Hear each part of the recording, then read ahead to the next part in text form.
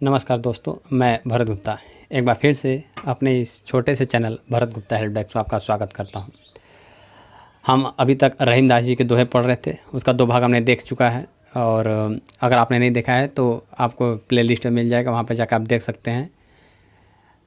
आज हम 10वें दोहे से पढ़ेंगे, तो चलिए शुरू करते हैं। और शुरू करने से एक गुजारिश है सबसे, देखिए आप लोग वीडियो को लाइक और सब्सक्राइब नहीं करते हैं। देखिए सब्सक्राइब करने से हमारा मनोबल बढ़ता है, मेहनत लगती है वीडियो बनाने में। इस लॉकडाउन में भी आपकी सेवा कर रहे हैं तो आपका पूरा ये धर्म बनता है कि वीडियो को जितने भी आपके मित्र हैं जो कक्षा 9 में पढ़ते हैं या हिंदी पढ़ने के शौकीन हैं गद्यों के, तो आप उन्हें क्या कर सकते हैं, उन्हें यह गद्य पद्य के जो मेरे वीडियो हैं उन्हें भेज सकते हैं, शेयर कर सकते हैं। ठीक है, तो लाइक और सब्सक्राइब, और आपको जो भी समस्याएं हैं कमेंट में नीचे कमेंट बॉक्स में ज़रूर पूछिए, या जिस विषय का भी आप वीडियो चाहते हैं, जो भी प्रश्न है आपका उसमें नीचे पूछ सकते हैं, मैं उसमें अवश्य आपको जवाब दूंगा। चलिए शुरू करते हैं। दोहा हमारा लिखा है कि रहीम दास जी इस दोहे में संगति के, जो संगति होता है मतलब जिसके साथ रहते हैं, दोस्ताना जिसे कहते हैं, साथी संगति, उसके बारे में, उसके प्रभाव के बारे में वर्णन के लिखते हैं। कहते हैं कि कदली सीप भुजंग मुख स्वाति एक गुण तीन, जैसी संगति बैठिए तैसोई फल दीन। रहीम दास जी कहते हैं कि व्यक्ति जैसा भी जिसके भी साथ बैठता है उसका व्यवहार वैसा ही होते जाता है। कैसे? जैसे कदली माने होता है केला, सीप मतलब होता है सीप, एक प्रकार का जीव होता है, जैसा घोंघा होता है, मोलस्का में होता है, उसके मतलब कवर जैसा जिसके अंदर मोती पाए जाते हैं, सीप उससे होता है। आप नेट पे सर्च कर सकते हैं जिन्होंने नहीं देखा है। सीप का इस्तेमाल करके, प्रयोग करके कुछ विशेष प्रकार की सजावटी चीज़ें बनाई जाती हैं। तो केला, सांप, केला, सीप, भुजंग माने होता है सांप, सांप का मुख में, यानी केले में, सीप में और भुजंग के मुख में स्वाति की एक गुण तीन, यानी स्वाति की जो बूंद बढ़ती है ना उसके 3 गुण होते हैं। यानी बूंद तो एक ही रहती है, एक ही नक्षत्र की होती है, पानी ही रहती है बूंद, लेकिन उसके 3 गुण होते हैं। कैसे? जैसी संगति बैठी है, जैसे संग ये जाती हैं, और तैसे ही फल यानी तैसा ही परिणाम यह देती हैं। कहने का कुल एक अर्थ में ये है कि रहीम दास जी कहते हैं कि स्वाति नक्षत्र की बूंदें बरसती हैं तो वो 3 अलग अलग जगह जाती हैं। पहला मतलब बरसात तो सब जगह बराबर हो रही है, तो बारिश होती है तो बूंदें गिरती हैं, तो कुछ बूंदें गिरती हैं केले में, केले के वृक्ष में गिरती हैं, कुछ बूंदें सीप के अंदर गिरती हैं, और कुछ बूंदें होती हैं वो सांप के मुख के अंदर गिरती हैं। लेकिन इन सभी के गुण क्या होते हैं? अलग अलग हो जाते हैं, यानी सबका प्रभाव परिणाम क्या होता है? अलग हो जाता है। किसकी वजह से? उनकी संगति की वजह से। कैसे? जो वृक्ष, केले के वृक्ष में जो बूंद पड़ती है उससे कपूर बनता है। केले में वृक्ष में अगर स्वाति नक्षत्र बूंदें पड़ जाएंगी तो कपूर बन जाता है, और सीप के मुख में पड़ता है तो उससे मोती बनता है, जबकि यह सांप के मुख में पड़ता है तो विष बन जाता है। अर्थात जब तक आसमान से चली थी बूंद, यानी पानी की जो बरसात की बूंदें थी, स्वाति नक्षत्र की जो बूंद थी वो एक जैसी थी, परंतु जब ही उसने अलग अलग संगति प्राप्त की तो कहीं पर मोती बनी, कहीं पर कपूर बनी, तो कहीं पर जान लेने वाला विष समान हो गया। ठीक उसी प्रकार समझाते हैं कि जैसी संगति बैठिए, यानी मनुष्य भी जैसी संगति में बैठता है वैसा ही उसको फल मिलता है, यानी उसका आचरण, व्यवहार, विचार, आचार व्यवहार सब क्या होता है? उसी के जैसा हो जाता है। मुझे उम्मीद है आपको समझ में आया ये बात। ठीक है, यानी जिस प्रकार के व्यक्ति संगत करता है वैसा ही लक्षण उसके अंदर प्रदर्शित होता है। तो दोहा नंबर 11वां है, तरुवर फल नहीं खात है, सरवर पिय ही न पान, कही रहीम पर काज हित, संपत्ति संचय ही सुजान। आप कहीं पर यह भी लिखेंगे, थोड़ा इसका मॉडिफाइड रूप रहता है, बदला हुआ रूप रहता है, तरुवर फल नहीं खात है, सरवर पियत न नीर, परमारथ के कारणे संत साधु धरा शरीर। ये भी कहीं कहीं आपको दोहा मिलेगा, दोनों का अर्थ एक ही है, मैं समझा देता हूँ। ठीक है, तो कहते हैं कि तरुवर मतलब होता है वृक्ष। इसमें क्या है? इसमें देखिए परोपकार की बात बताएं, इसका प्रसंग है कि प्रस्तुत जो हमारा प्रस्तुत दोहा है, इस दोहे में क्या है कि रहीम दास जी ने परोपकार की महत्ता के बारे में बताया है। कहते हैं कि तरुवर फल नहीं खात है, यानी जो तरुवर है यानी वृक्ष है वह कोई फल नहीं खाता है, यानी अगर वो फल उसका होता भी है तो वह फल खुद खाता नहीं है। और सरवर पिय ही न पान, यानी सरोवर मतलब होता है तालाब, ये सरोवर होना चाहिए, सरोवर मतलब होता है तालाब, पिय ही मतलब पीते हैं, पान मतलब पानी को, यानी जो तालाब होता है वो अपना पानी नहीं पीता है। और कही रहीम पर काज हित, कहीं मतलब कहते हैं रहीम मतलब रहीमदास जी, परकाज मतलब दूसरे के काज मतलब कार्य के लिए, हित मतलब हित के भलाई के लिए, दूसरे के हित भलाई कार्य के लिए ही संपत्ति संचयी सुजान। संपत्ति को संचयी मतलब संजोते हैं या एकत्र करते हैं, संग्रहित करते हैं। सुजान मतलब अच्छे व्यक्ति। सभी बातों का एक, सभी पंक्तियों का एक लाइन में अर्थ इस प्रकार है कि रहीमदास जी कहते हैं कि जिस प्रकार से वृक्ष अपने फल को नहीं खाता है, तालाब अपने पानी को नहीं पीती है, उसी प्रकार से रहीमदास जी कहते हैं कि जो सज्जन व्यक्ति होते हैं वह भी उनकी जो संपत्ति होती है वो संपत्ति इसलिए संचित करते हैं ताकि वह दूसरों को लाभ दे सके, दूसरों का परोपकार कर सके। क्योंकि आम का वृक्ष अगर फला है तो आम एक भी अपना वृक्ष जो है, आम का वृक्ष अपना एक भी फल नहीं खाएगा, वो फल दूसरों के लिए ही होता है, यानी परोपकार के लिए होता है। नदी का पानी, सरोवर का पानी दूसरे के प्रकाश के लिए होता है। उसी प्रकार से मनुष्य को भी अपनी संपत्ति को संचित रखना चाहिए, तो वह दूसरों के परोपकार में ही खर्च कर देना चाहिए।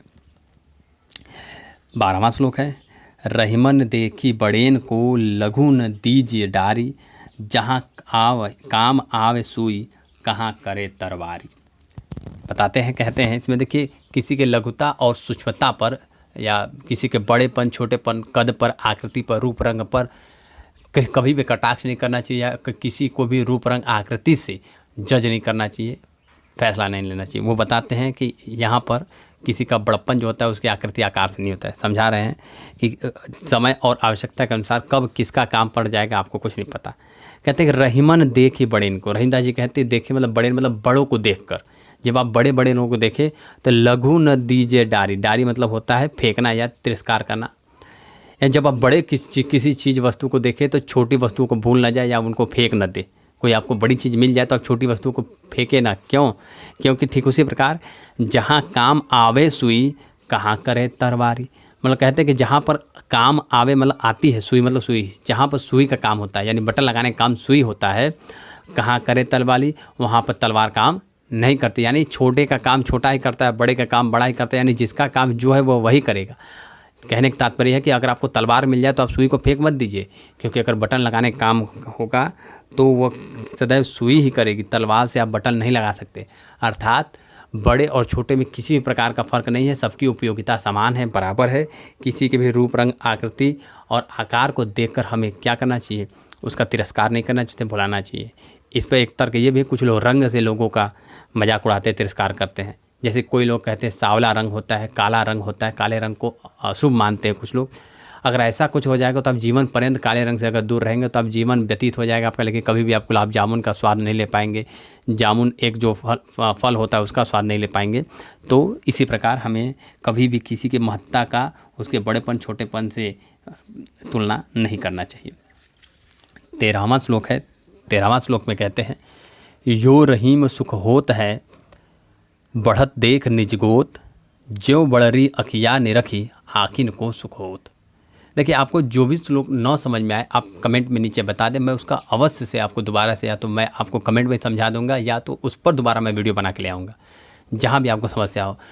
अगर आप कक्षा 9 को छोड़कर अन्य किसी भी विषय में, अन्य किसी पाठ के, चाहे BA हो, चाहे MA हो, चाहे 9, 10, 11, 12 में अगर आप किसी भी श्लोक का, पद्य का, गद्य का अर्थ जानना चाहते हैं तो आप मुझे कमेंट भी कर सकते हैं, अन्यथा मैं ईमेल आईडी भी आपको दे दूंगा। आप चाहे तो उस पर ईमेल कर सकते हैं या तो टेलीग्राम पर आप मुझे मैसेज कर सकते हैं, मैं उसमें भी आपको बता दूंगा।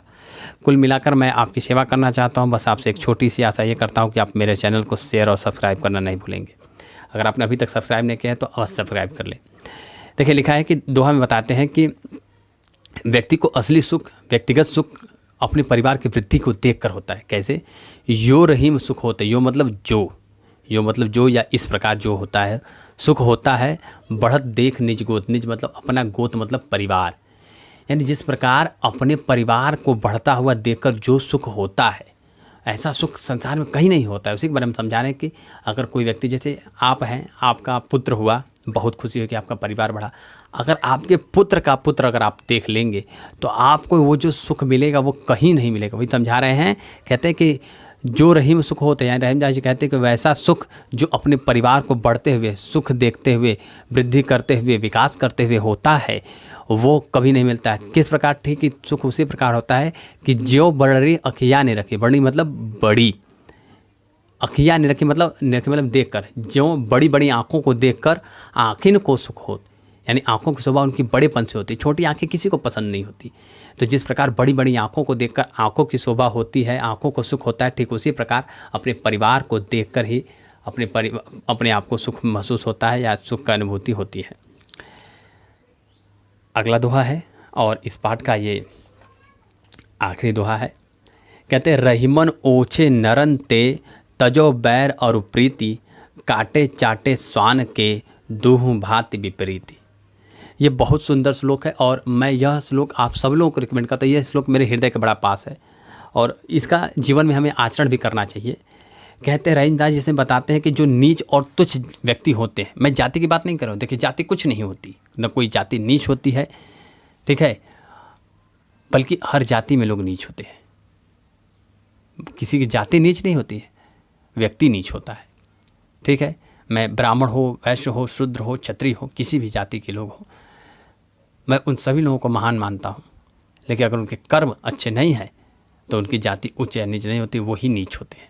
तो उन्हीं नीच के बारे में बताया गया। कहते हैं कि इस दोहे में बताते हैं कि तुच्छ व्यक्तियों के साथ प्रेम करिए चाहे शत्रुता करिए, किसी भी, यानी जो नीच व्यक्ति होते हैं, तुच्छ व्यक्ति होते हैं, उनकी संगति ही बेकार है, उनके साथ रहना ही नहीं चाहिए। चाहे वो सुख में रहे, चाहे दुख में रहे, चाहे अच्छाई में रहे, चाहे बुराई में रहे, चाहे मित्र रहे, चाहे शत्रु रहे, उनके साथ हमें रहना ही नहीं चाहिए। कहते हैं कि रहीमन ओछे नरनते, ओछे मतलब होता है नीच, नरन मतलब होता है मनुष्य या व्यक्ति।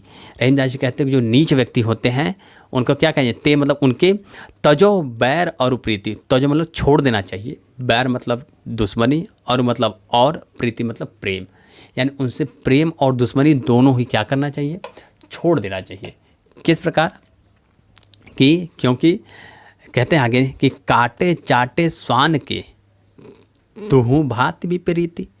काटे चाटे स्वान, स्वान माने होता है कुत्ता, कुत्ते को समझाते हैं कि जैसे कुत्ता एक व्यक्ति है तो अगर वो आपको काट ले गुस्से में, यानी आपसे दुश्मनी है उसकी, आप उसकी गली में चले गए या कुछ भी कर दिया आपने उसका, वो आपको काट लिया, या आप कुत्ते को पाले हैं और वो आपको आता है प्रेम से आपके हाथ को पैर को चाटता है, तो इन दोनों भाव में, दुह मतलब दोनों भाव विपरीत, दोनों भाव में क्या, दोनों भाव विपरीत होते हैं, कष्टदायी ही होते हैं। कहने का तात्पर्य क्या है, अगर कुत्ता से आपकी दुश्मनी है, उसने आपको काट लिया, तब भी आपको कष्ट होगा, आप जाएंगे फिर इलाज वगैरह करवाएंगे, आपको रेबीज का टीका वगैरह लगवाना पड़ेगा, तब भी दिक्कत है। और अगर कुत्ता आपने पाला है और कुत्ता को प्रेम से आकर अगर आपको चाटने भी लगता है तो समाज में तब भी आपका होगा, अरे बताइए कुत्ते हैं, कुत्ते के साथ ये लोग ऐसा करते हैं, तब भी यहाँ पर क्या होता है, कहने के तात्पर्य नीच जाति होता है। ये देखिए जानवर विशेष से नहीं है, ये कहा इन्होंने भले है, लेकिन दोनों बात में बताया गया है कि जब नीच व्यक्ति के साथ अगर रहेंगे, अगर वो व्यक्ति आपका मित्र है तब भी वो अपनी नीचता करेगा ही। नीचता का मतलब समझते हैं, नीचते का तात्पर्य है कि उसके पास व्यवहार करने का, बात करने का, ये बोलचाल का वगैरह का ढंग नहीं है, या उसकी जाति वो अपने जाति, माफ़ कीजिए जाति नहीं, वो अपने व्यवहार से, अपने बात से, उसके बात में धृष्टता है, या मतलब लज्जापन बिल्कुल नहीं है, निर्लज्ज व्यक्ति है, तो उसे हम नीच व्यक्ति कहते हैं। मुझे उम्मीद है कि आपको वीडियो अवश्य पसंद आया होगा। आप सभी लोगों से हाथ जोड़कर निवेदन है कि अगर वीडियो पसंद आए तो लाइक और सब्सक्राइब करना न भूलें। आप जितना हमें मोटिवेट करते जाएंगे हम उतनी ही आपको सेवा करते जाएंगे, और फिर आपको बहुत जल्द, कल ही मैं उम्मीद करूंगा कि कल लाइव वीडियो आकर मैं आपको हिंदी का जो पेपर वगैरह है कैसे लिखा जाता है उत्तर मैं ये बताऊँ, ठीक है। तब तक के लिए धन्यवाद। जय हिंद, राधे राधे।